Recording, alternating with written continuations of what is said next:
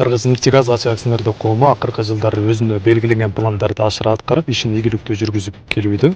Толук кандуу капиталдык ремонттор жүргүзүлүп, азыркы учурда жакшы шарттар түзүлдү десек болот. Алган ийгиликтерди каалайм. Бар болуңуздар.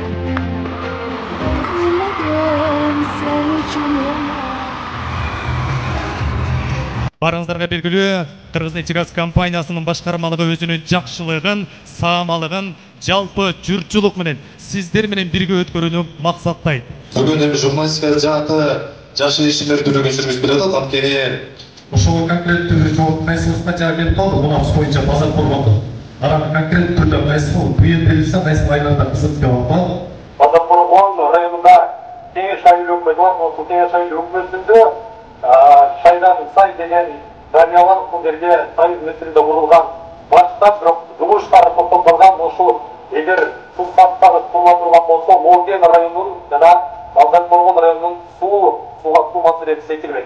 Мокен районунун айрым айлар аймактарын бул кетирип, от менен изилтексиз камсыздап келет.